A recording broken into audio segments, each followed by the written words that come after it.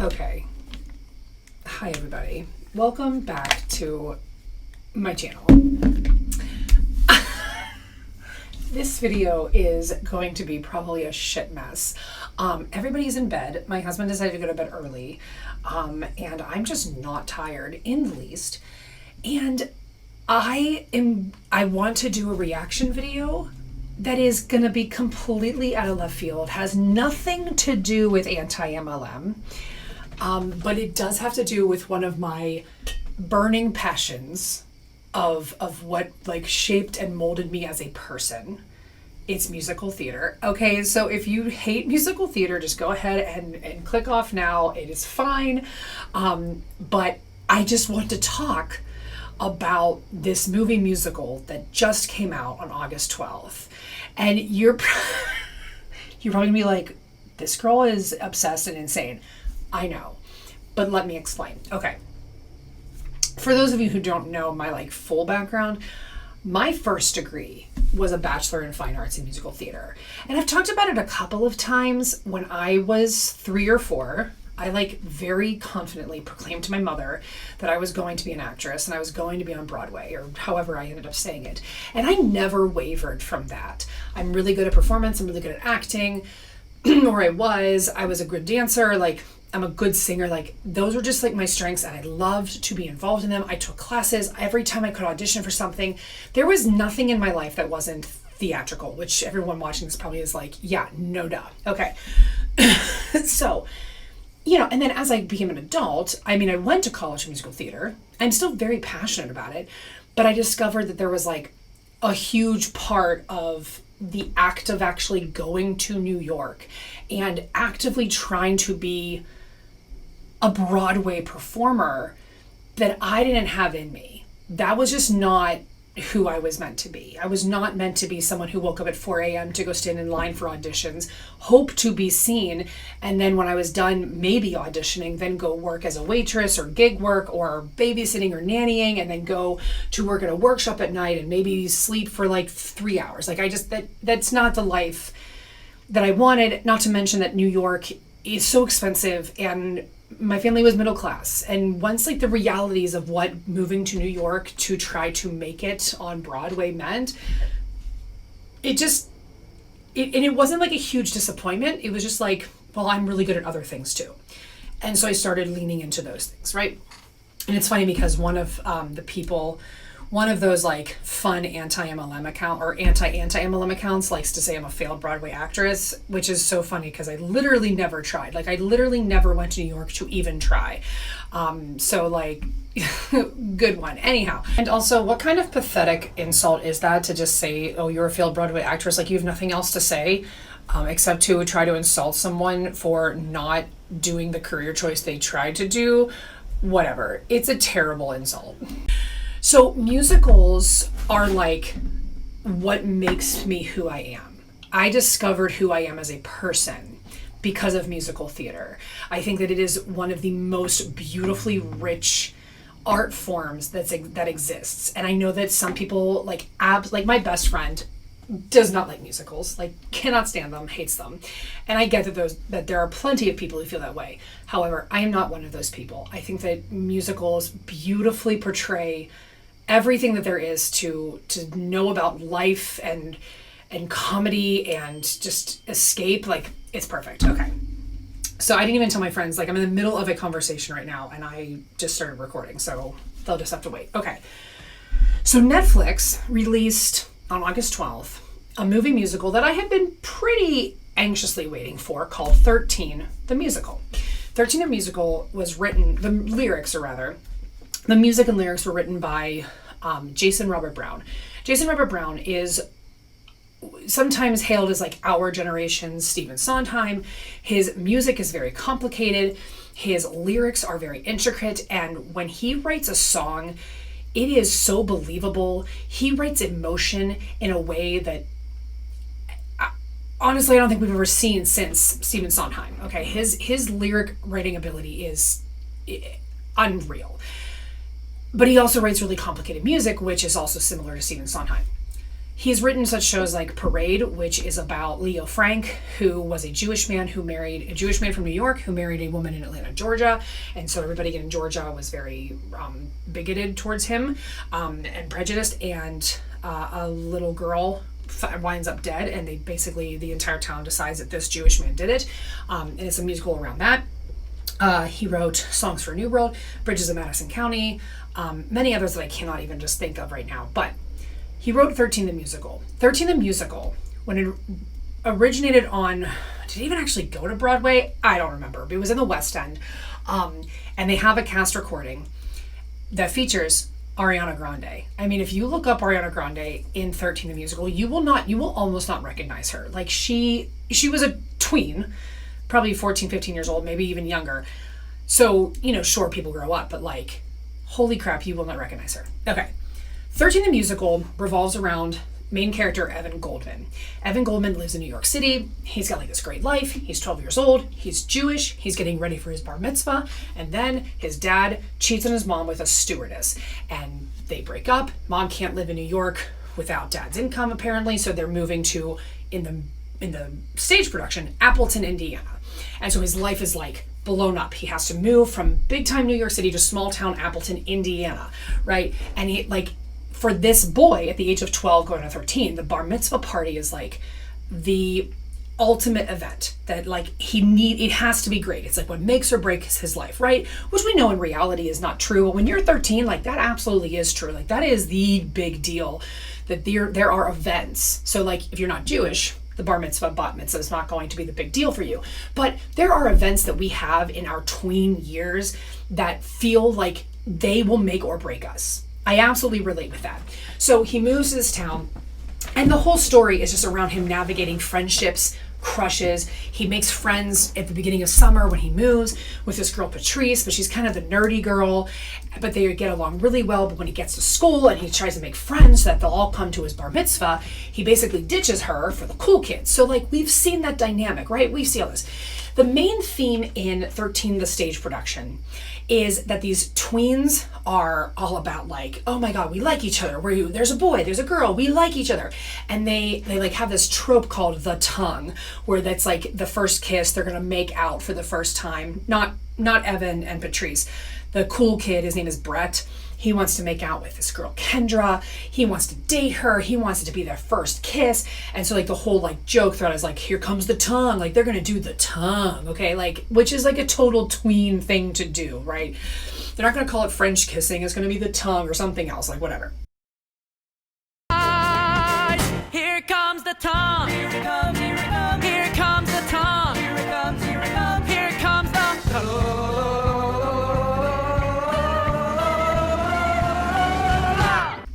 Okay, then there's like a mean girl named Lucy. Lucy is Kendra's best friend. But in the stage production, Kendra is like your very typical ditzy like girl who doesn't really know anything, overprotective mother, but she's like the pretty, like she's the angel that everybody fawns over, right? And then Lucy, who is her best friend though, is the Regina George, the mean girl. She wants to date Brett, but Brett likes Kendra, right? There's a little love triangle. I also should not leave out that there is a character named Archie. Archie in the book has, wait, I have it up right here. Muscular dystrophy. Okay. So Archie has muscular dystrophy. So he has crutches, right? It's those crutches that like are the braces. So he can kind of walk, but he uses those crutches, right? Okay. So in this stage production, we see there's like a whole scene created where Archie also likes this Kendra, right? Are you enjoying this tween love triangle situation that I'm explaining for you? And you're like, why am I even watching this? This is, okay. Anyhow, Archie, who has muscular dystrophy, also has this major crush on Kendra. So he also wants to kiss Kendra. He doesn't talk so much about the tongue, I don't think. Just to give you background, I've directed this show twice. So I know it pretty intimately. It's been a long time, but I know this show pretty well. So Archie wants to kiss Kendra as well. Evan is trying to get in with the cool kids. So he's trying to create this scenario where Brett and Kendra can get together to have their first kiss, to have, where they can do the tongue, right? So he convinces everybody to go to this horror film called The Bloodmaster, where in this movie, nobody will be watching, like everybody will be watching the screen, and it'll be dark and scary, and you'll want to like squeeze in real tight, and that's where he can like land his first kiss on Kendra, right? So in order to get tickets for the show, Evan manipulates Archie to ask his mom to buy tickets for everybody because it's a rated R movie, and that's how they're going to get in. The way that he uses Archie to manipulate him, though, is a song that is like tongue-in-cheek ironic, okay? But it's called Terminal Illness. And the tagline on the song says, "No one says no to a boy with a terminal illness." Now, right now, they probably cut that song because it would totally get canceled. I think in the context of where it is, it shouldn't be, but whatever. We're not even going to get into that. Archie also has a great song called Get Me What I Need. It is a great song where he's trying to say to Evan, like, you got to help me, like, get me hooked up with Kendra. You got to do this. So Evan is like, all right, Archie wants to kiss Kendra. Brett wants to kiss Kendra. It's super inappropriate that he's like trying to get these two boys to kiss this girl. But also, this is like, I think, in my opinion, I don't know, kind of what happens in tween worlds. There's like the one girl that everybody really likes and envies over or whatever, okay? So I don't need to go through the rest of the plot, okay? But throughout the stage production, there's like mild swearing. At one point, Lucy says slut. She says to like Kendra, if you let him kiss you like that, you're a slut. But if you don't, you're a tease. Like because she's being manipulative as well, right? There's some swearing, ass, things like that, but nothing like really bad. It is a PG-13 show, which is appropriate because they're 13 years old, okay? So, but the ultimate end of the show, Evan, gets himself in a whole big pickle. Everybody hates him, and then he makes everything right again. And he goes to his bar mitzvah, everybody shows up, and they sing this song called A Little More Homework. And I think it is a beautiful song about growing up, going through puberty, trying to navigate just life as a teenager, as a tween, going into teenage years, trying to figure out who you want to be, having your parents tell you that you can't do anything when you feel like I can remember feeling like I was able to do whatever I wanted. Like I was like, I know I can handle this. I can do it. And my parents would be like, no, you can't, slow down. Like you can't do this. And then getting mad because like, yes, I can. I still remember that feeling. And I hope that I never forget it when my kids become tweens, right? So I think this show, it encapsulates that in such an amazing way. Okay, so 13 the Musical comes out on Netflix. And granted, it's been like 8 or 9 years since I directed it, the second time. So like, I did a little bit forget that it is probably inappropriate for my 8-year-old. But I was like, well, let's just like see, because I love letting my son watch musicals. Okay, so sue me. And my mom even was like, Mallory, are you going to let him watch that? And I was like, yes, it'll be fine. Well, it was fine because it was rated PG. So I was like, all right, it's totally fine. So as I'm watching it, I start noticing some of the songs, or like the beginning song, for instance, is like cut a little bit strange, but it's a movie, right? Things are going to be cut. Here was the first major lyric change that I noticed. Let me pull it up. So let me read you the original lyrics. You guys will probably like, what? Who cares? Who cares? I care. Okay. In the movie, a lot is cut out. Okay. So Evan says, 12 years old, everything that used to be good as gold starts to crumble and crack. Pressure mounts. Once it was a joke, now it really counts, and there's no turning back. Life goes wrong. Suddenly they're yelling because your hair's too wrong or your room isn't clean. Roll along. Every conversation is another lost cause or a list of my flaws, and I'm just about to turn. Wow, I'm going to turn 13. Here's where it starts to change. In the Netflix, we see them say, what am I doing? 13. Who am I going to be? 13. What does it matter? I don't know. It's just like all sorts of questions, like questions about life. When in the original Broadway production, it said, 13, I want a dirt bike. 13, I want to kill my mom. 13, I want a mustache. 13, I want a Wonder Bra. Which are all things that actual 13-year-olds, like in some way or form, like that represents how you start to feel. Then it keeps going on. 13, when do I get it? 13, all of the grown-up stuff. 13, how will I make it? 13, when am I old enough? Then they cut out this really important chunk that I think is so crucial to like the crux of tween life, right? Why is the world feeling suddenly stranger? Why are my friends acting totally weird? Why do I feel like my life is in danger? Why do I feel like my brain disappeared? Then they say, how can I get individual characters? How can I get through a year of Spanish? How can I not look dumb in track? We can relate to that. How can I gain 20 pounds by Friday? How can I make my voice not crack? So in the original song, they include all these things that tweenagers absolutely can like relate to. And they just kind of whitewashed it in the movie. They're just like, who am I going to be? What am I doing? Where are we going? Those are like not super pointed or relatable, okay? But then they also changed this one that kind of made me mad. The Netflix show says, I want to fly, want to run, want to drive, want to get rich, want to get mad. In the original, it says, I want to run, want to fly, want to drive, want to get rich, want to get drunk. Now I'm seeing in this script here, it says, want to get known. Maybe the get drunk thing, whatever. My point is that there are a ton of lyrics that were just drastically changed. And I felt like they ripped out the heart of what it means to actually be a tween, okay? The other thing that I read a couple different reviews, in this production, there are no adults, okay? It's all teenagers. The adults have been off stage. We never see them.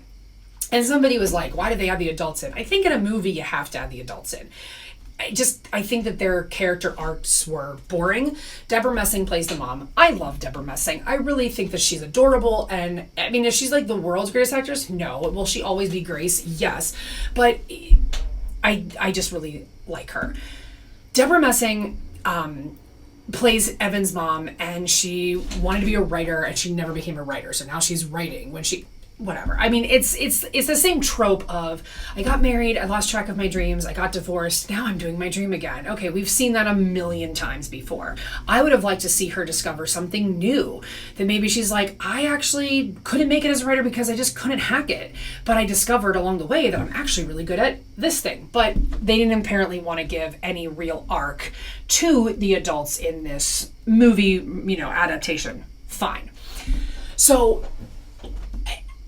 and they cut, like, okay, so Evan gets to, what do they call it to? Wakerton, Indiana? I don't know. What was wrong with Appleton? Whatever. I'm being, like, needlessly judgmental about this movie. They get to Wakerton, Indiana, and he meets Patrice, who ends up being his next-door neighbor, and they spend all summer together hanging out. Then when he gets to school, he meets the cool kids, and he totally ditches her to be friends with the cool kids. The plot of getting Brett and Kendra into the movie theater is the same.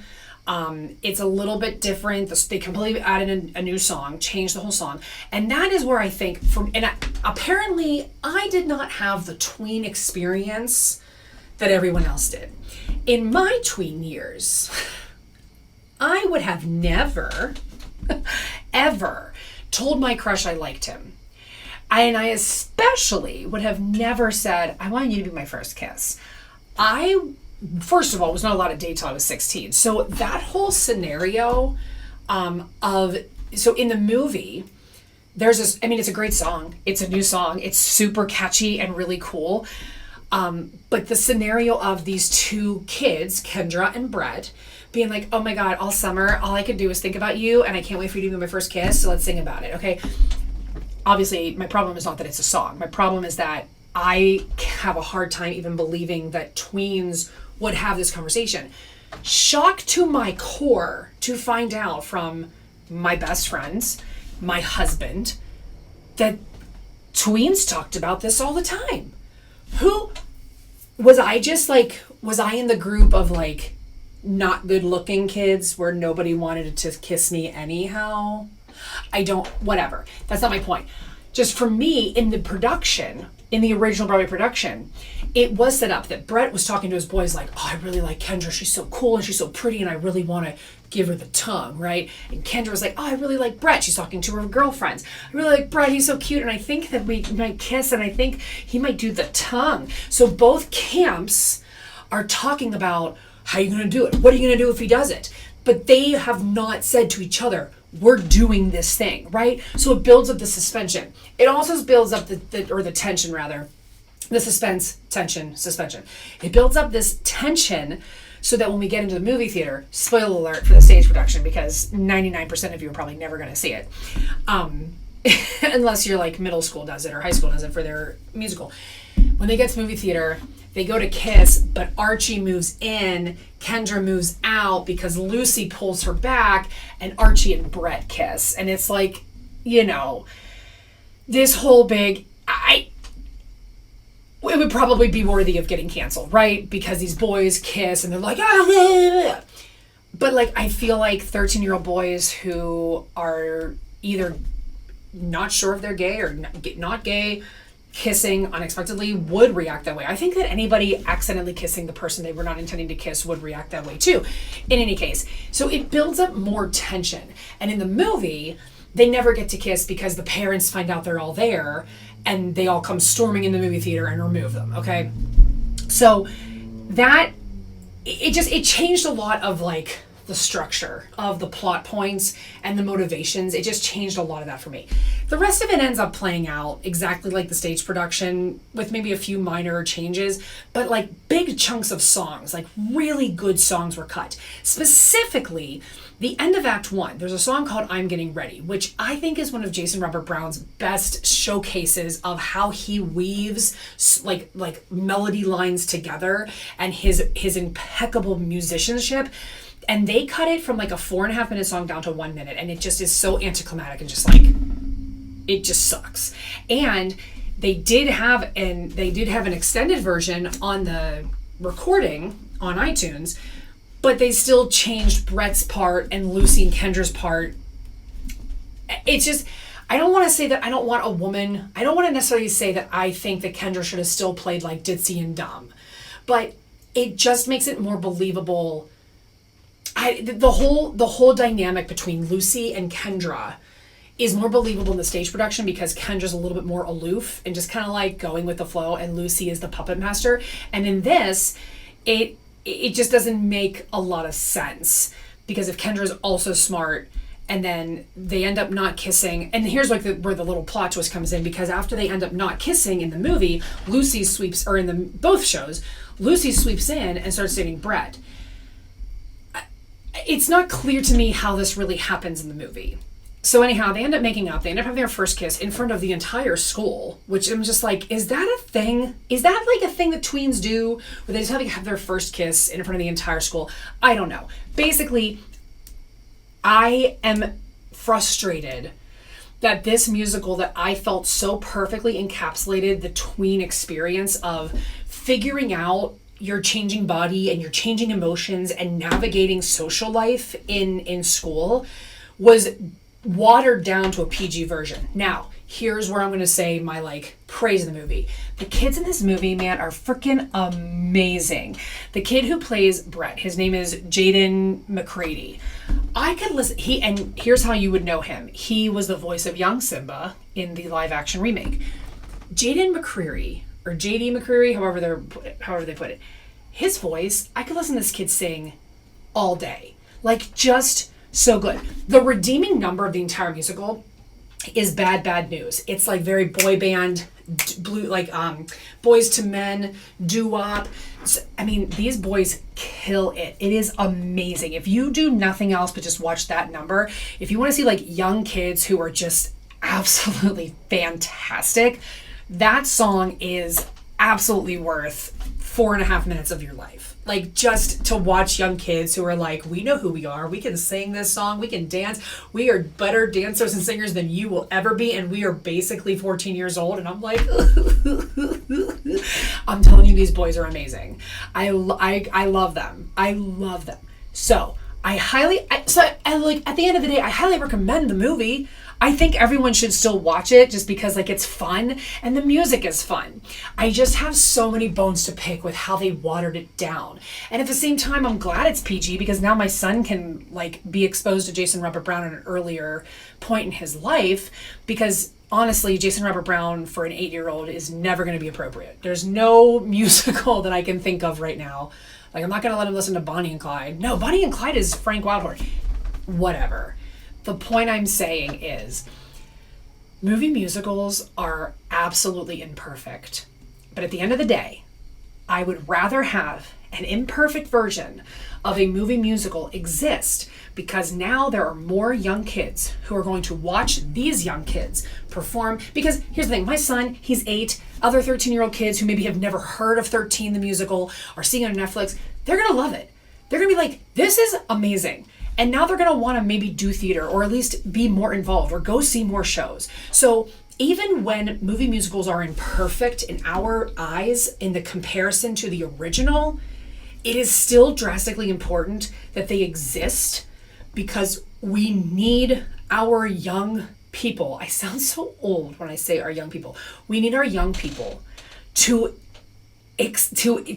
consume it, because the cost of a Broadway ticket is outlandish, and but not because it shouldn't be though. I understand it's so hard for me to be able to say like, I understand why this ticket costs this much, but I literally can't pay it. And I wish it were cheaper, but I don't want it to be cheaper because these people need to make a living. It is so conflicting.